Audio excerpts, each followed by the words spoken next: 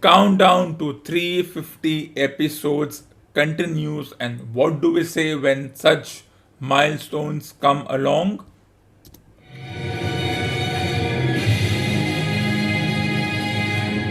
Mogambo, Joshua.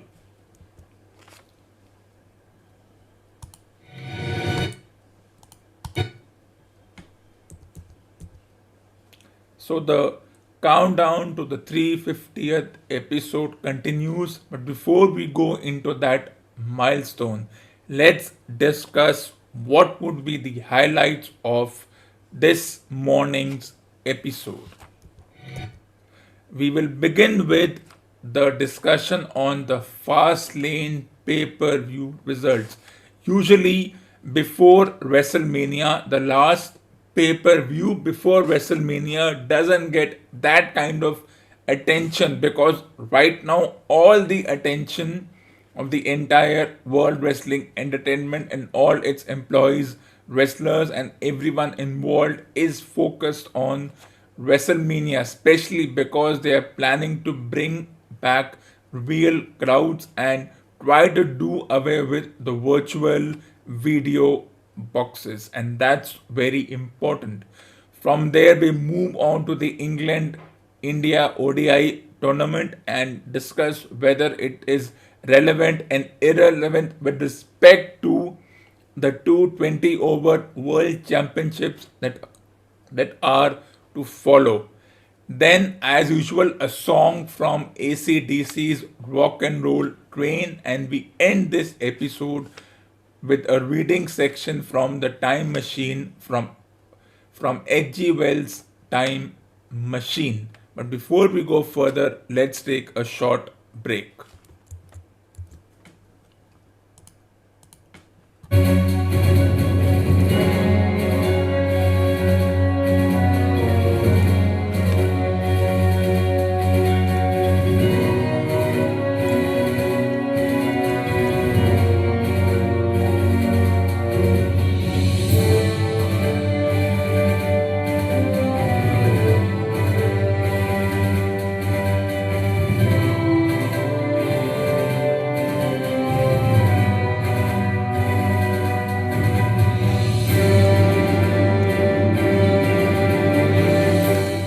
Let's start the first discussion of this morning's episode.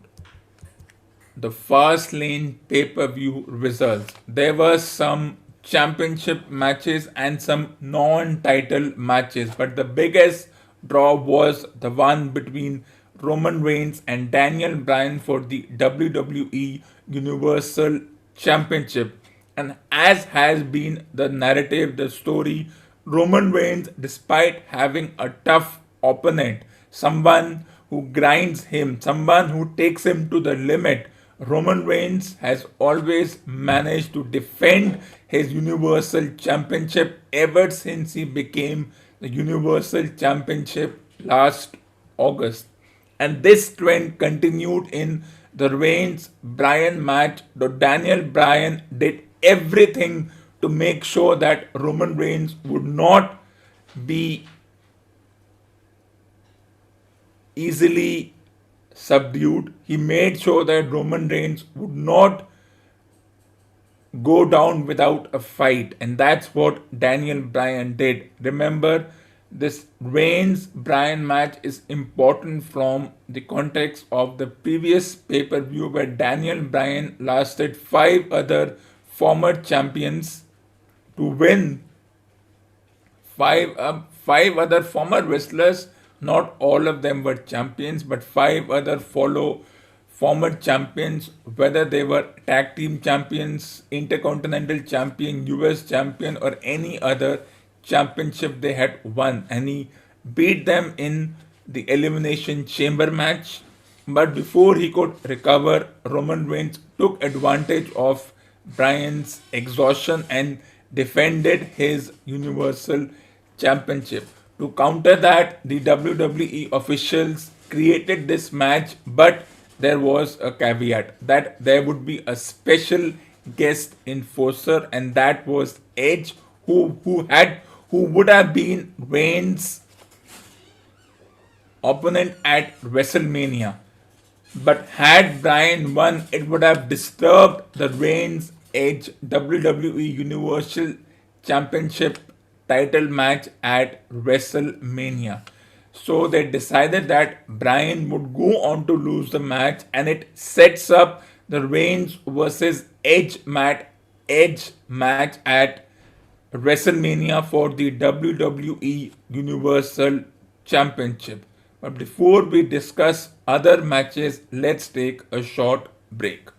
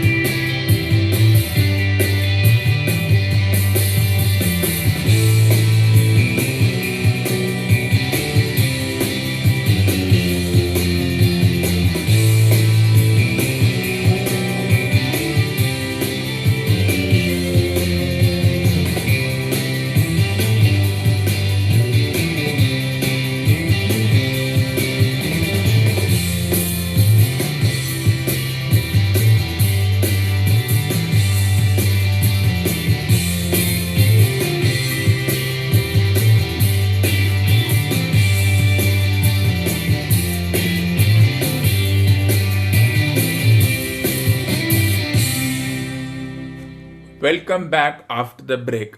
This Reigns and Edge match is being touted as the wrestling match between two generations.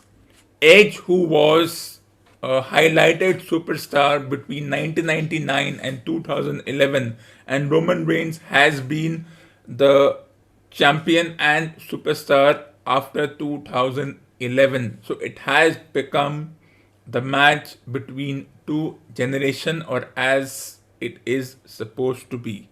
And now this Reigns Edge match is set up, though I would have felt that they could have converted this into a triple threat or a fatal four-way match, considering that all of Reigns' defense has come through the interference of Jey Uso, in this sense his cousin, who has, when seeing Reigns in trouble, done something to make sure that Reigns defends his championship, especially Reigns' previous rivalry with Kevin Owens.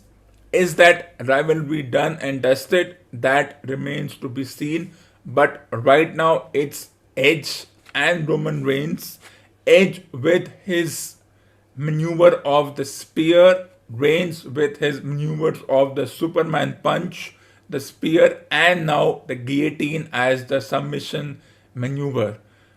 Who will have the last laugh? Well, both are smart wrestlers, both are opportunists. It's all about that Reigns has been wrestling more than Edge, who had returned after almost a decade of retirement.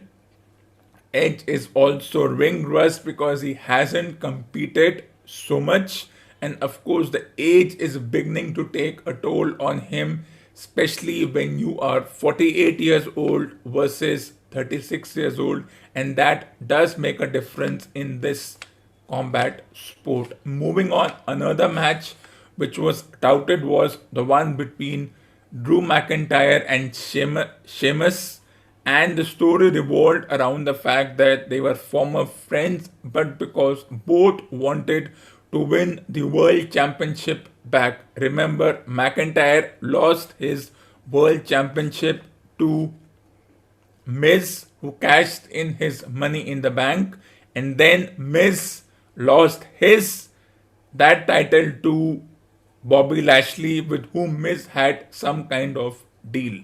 And now McIntyre and Sheamus, their consecutive matches of no holds barred, they used every trick to make sure that they would go on. McIntyre somehow, despite all the effort by Sheamus retained and won the match, and this sets up a Lashley McIntyre match for the WWE World Championship. On one hand, there's Roman Reigns, who is flanked by Paul Heyman. On the other hand, there's Bobby Lashley, who's flanked by MVP. And right now, the atmosphere between these four wrestlers is heating up. Anything is possible.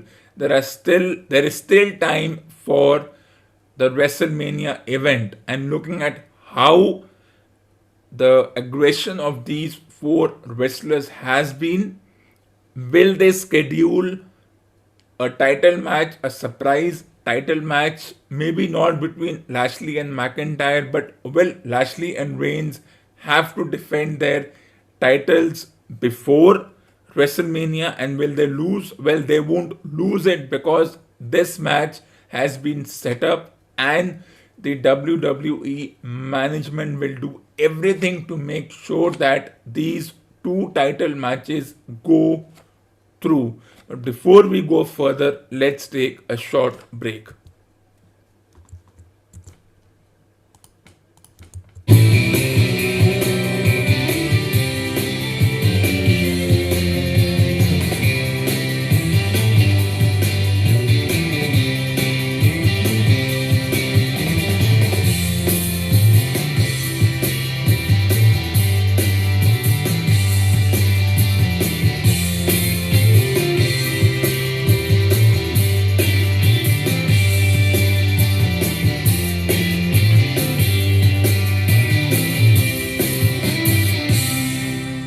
As is the case before a WrestleMania match between two opponents, they are they are made to team up for a tag team championship match, and this is exactly what happened as Nia Jax and Shayna Baszler defended their women's tag team championship against Bianca Belair and Sasha Banks. And remember, these two are to meet each other for the women's SmackDown championship at WrestleMania, because Bianca Belair, like Edge, went on to win the Royal Rumble. Still, there's a lot of time before these two wrestlers meet, so anything is possible before the match even takes place. Maybe another non title tag team match. Well, that's how this entire thing will be set up. Then there were other title matches, for example, the United States Championship between Matt Riddle and Mustafa Ali, and the Intercontinental Championship between Big E and Apollo Crews.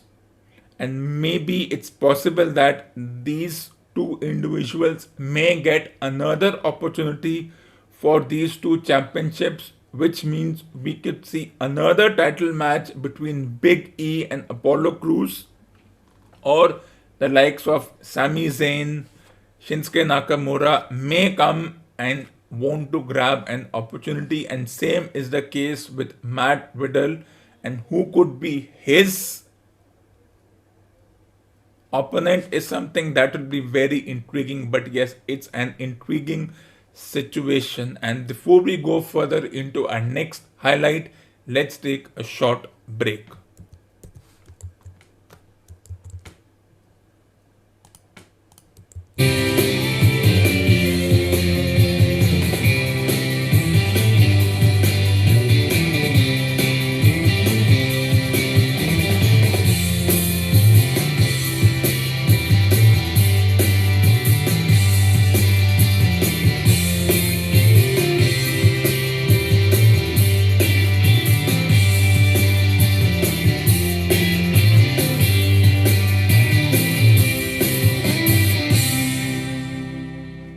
Welcome back after the break. The India England ODI tournament began, and it surprised most of the pseudo critics and the pseudo fanatics, because nobody expected India to win against the current world champions. Though I would not exactly call England a world champion, considering the manner in which they were declared winners after two super overs were tied, and then England were made champions because The second super over was tight, and the rule was that they won on the more number of boundaries, which is a ridiculous way. So I would not exactly call England as world champions. In fact, I would call both England and New Zealand as joint world champions. But that's in the past. Let's figure out the present. So, as expected, Kohli said that for him this ODI tournament is not important because there are a couple of 20 over world championships to follow. And of course, he questioned the scheduling and all the statements that he made, which he thinks he has the right to make. Yes, he has the right to make them. But then my question is, if he felt irrelevant or if he felt that this particular format was irrelevant, then why didn't he take the fact that he would take a break and maybe give the captaincy to the likes of Rohit Sharma, Rahul, or anybody else? But no, he says it's irrelevant. Then he participates in the match, scores 50 runs. The team goes on to win the match. And if you were not interested, why did you win the match? You could have lost the match. You could have told the world, we are not interested in this particular format, considering it's still 2 years away. But that's a discussion for another day. But if you look at the match, if you look at the final scorecard, India scored 5 for 318, with Shikhar Dhawan questionably in the team, scored 98 runs, followed by Kohli's 56, and then it was capped off by a good partnership between Rahul and Kunal Pandya. And this partnership reminded me of a similar partnership between Jadeja and Hardik Pandya in the match versus Australia when India were 150 for 5 in 31 overs, and those two also had a similar partnership. So overall, England lost the match by 67 runs. The super ego got hold of them and they bowled again despite mistakes in the fourth and the fifth 20 over matches. They bowled again in line with their ruthless aggression. Well, not this time.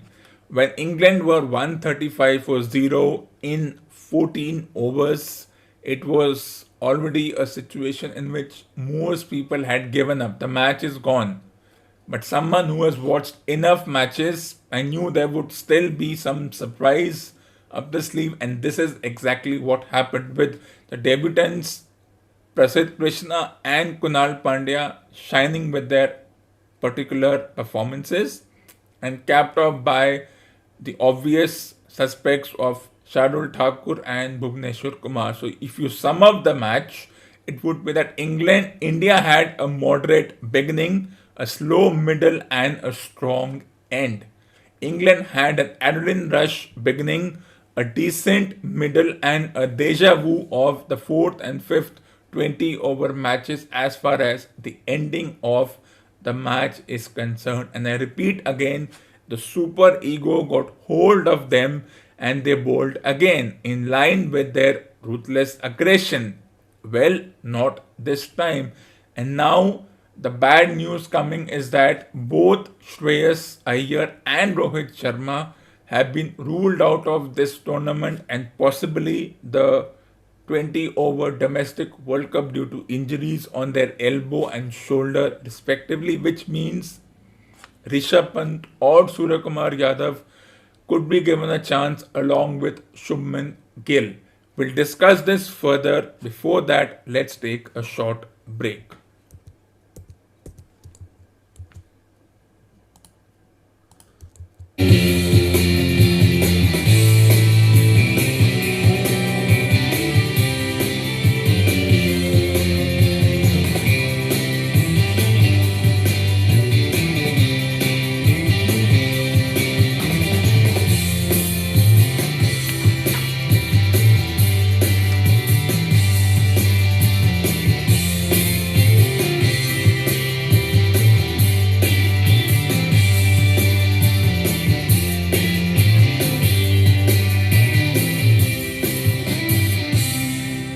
Welcome back after the break, and now with two more 50 over matches returning before the players go on to play the 20 over domestic championship. Well, how relevant is this format? In fact, cricket is the only sport in which there is this discussion of the relevancy of the format, the time taken, the test matches, the 20-over matches, the 50-over matches, which one is important, which formats championship is around the corner, which format is irrelevant and it's squeezed unreasonably and it's taking a toll on players. This is the only sport in which this discussion happens. Well, it happens.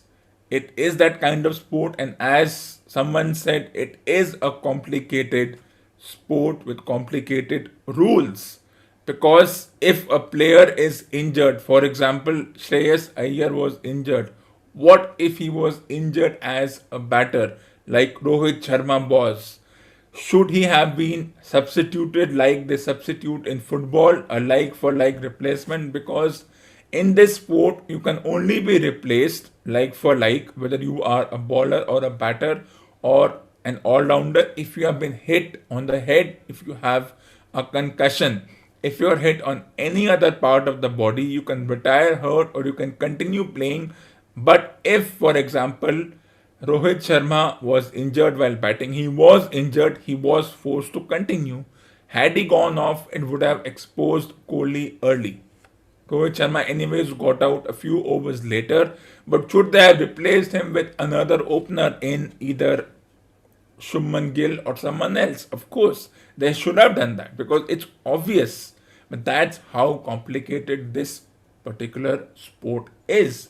There is no straightforward rule. The rules are complicated, and that's how the sport is being run. Whether it's the umpire's call, which includes the soft signals and all the other khichdi that is cooked in this particular sport, but that's the nature and that is how we have to accept it. We may not agree, but the technical committee consisting of people who have no idea of how to set the rules, and as watchers, we have to live by the complications. And before we go further, let's take a short break.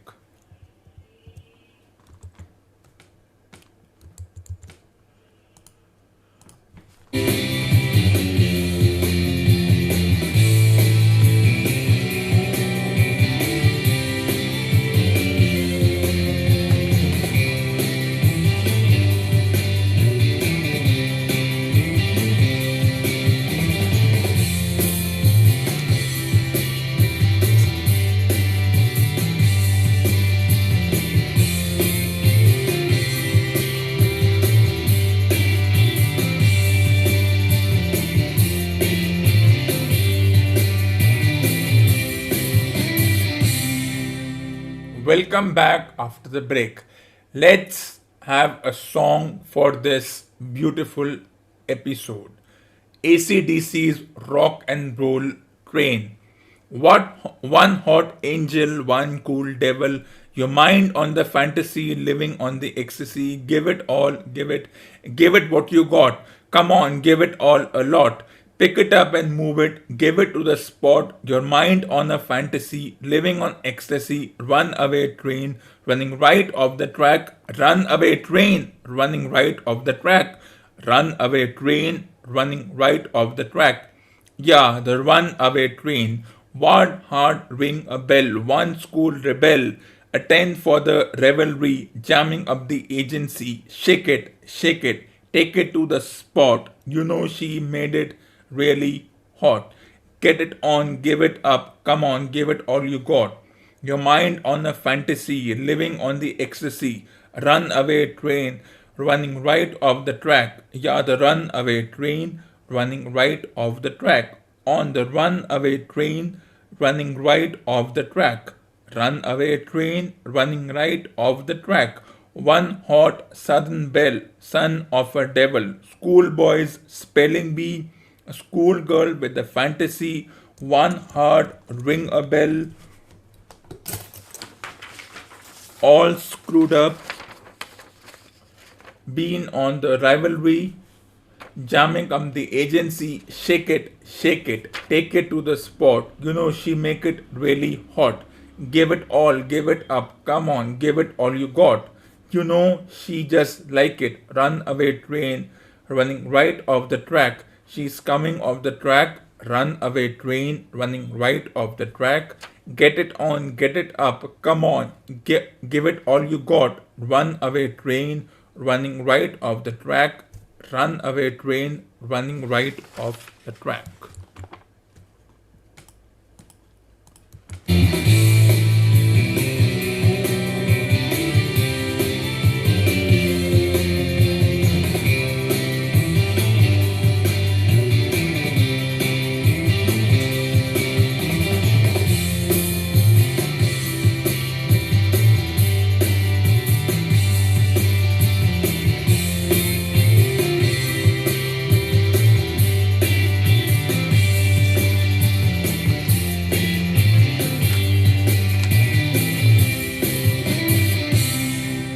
Welcome back after the break.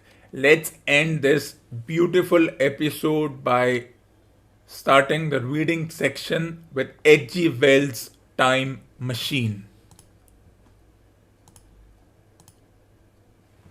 There is no difference between time and any of the three dimensions of space except that our consciousness moves along it. But some foolish people have got hold of the wrong side of that idea. You have all heard what they have to say about this fourth dimension. I have not, said the provincial mayor. It is simply this, that space, as our mathematicians have it, is spoken of as having three dimensions, which one may call length, breadth, and thickness, and is always definable by reference to three planes, each at right angles to the others. But some philosophical people have been asking why three dimensions particularly? Why not another direction at right angles to the other three? And have even tried to construct a four-dimension geometry. Professor Simon Newcomb was expounding this to the New York Mathematical Society only a month or so ago. You know how on a flat surface which has only two dimensions we can represent a figure of a three-dimensional solid, and similarly they think that by models of three dimensions they could represent one of four if they could master the perspective of the thing. Before we go further, let's take a short break.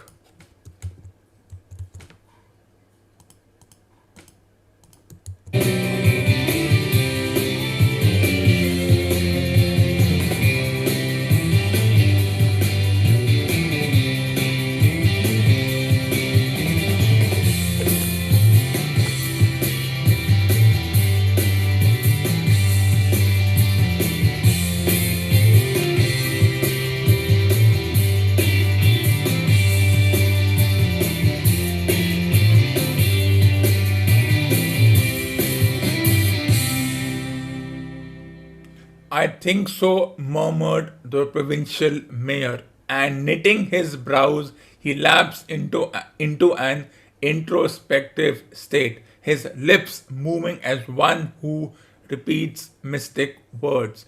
Yes, I think I see it now, he said after some time, brightening in a quiet, transitory manner.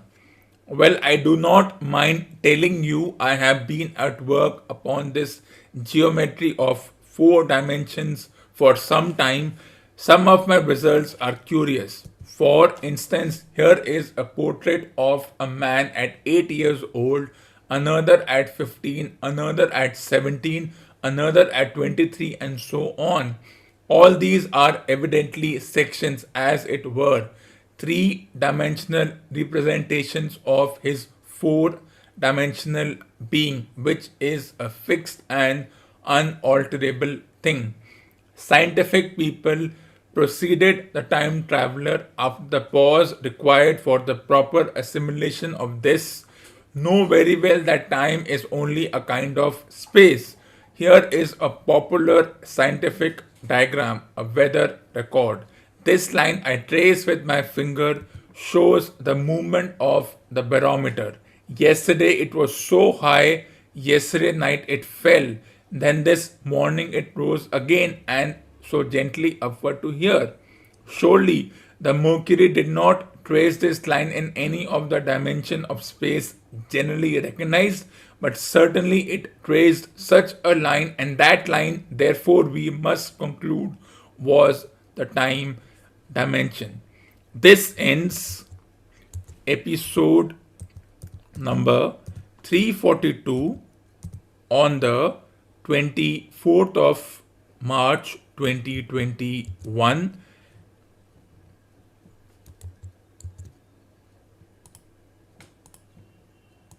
I will be back on Friday 26th March 2021 at 2 p.m. Till then, it's goodbye and good night from India's only digital radio talk show.